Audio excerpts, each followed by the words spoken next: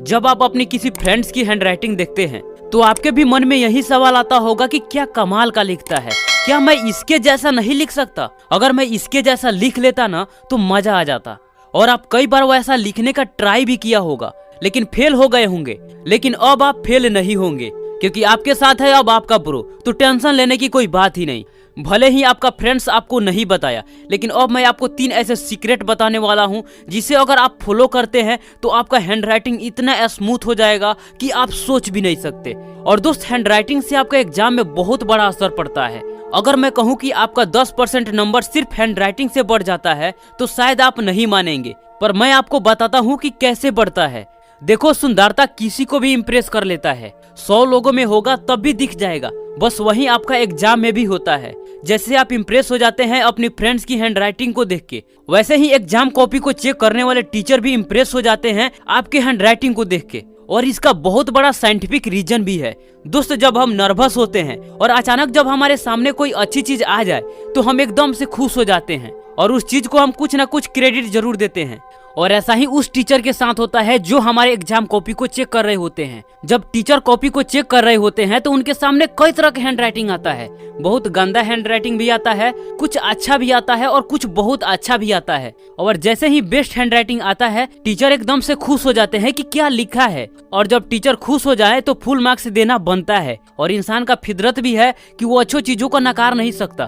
तो इसलिए दोस्त, बेस्ट हैंडराइटिंग है तो नंबर भी बहुत कम कटता है। और वहीं खराब हैंडराइटिंग है तो 5 नंबर की जगह पर 3 नंबर ही मिलेगा, 2 नंबर ही मिलेगा। तो दोस्त, ये रहा बेस्ट हैंडराइटिंग के साथ नंबर का खेल। अब हम बात करते हैं कि अपने हैंडराइटिंग को सुधारे कैसे।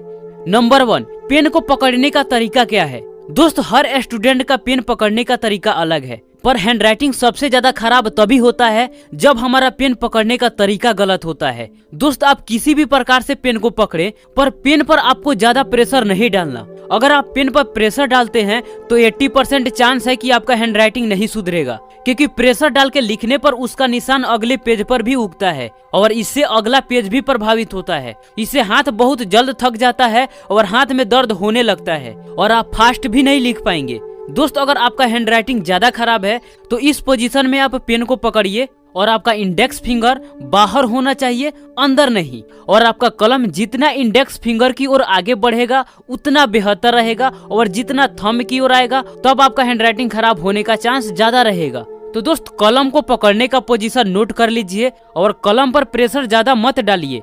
नंबर 2, 2 शब्दों के बीच में गैप जरूर रखें। 2 शब्दों के बीच में गैप इसलिए जरूरी है क्योंकि इससे आपका हैंडराइटिंग स्मूथ दिखता है। आप 2 शब्दों के बीच में कम गैप भी ना रखें और ज्यादा भी ना रखें, और जितना हो सके हर शब्दों को बराबर लिखने की कोशिश करें। नंबर 3, लिखने का ज्यादा प्रैक्टिस करें। दोस्त, किसी भी काम में जब तक हम प्रैक्टिस नहीं करते तब तक हम उसमें परफेक्ट नहीं बन सकते। दोस्त, आप जितना लिखेंगे उतना आपका हैंडराइटिंग बेहतर होते जाएगा और फास्ट लिखने का हैबिट भी बन जाएगा, जो आपके एग्जाम में बहुत काम आएगा। तो दोस्त, ये तीनों टिप्स को फॉलो करिए और देखिए कि आपका हैंडराइटिंग कितना जल्दी सुधर जाता है। कैसा लगा वीडियो दोस्त, कमेंट में जरूर बताइएगा। मिलते हैं आपसे फिर अगले वीडियो में, तब तक के लिए आपका धन्यवाद।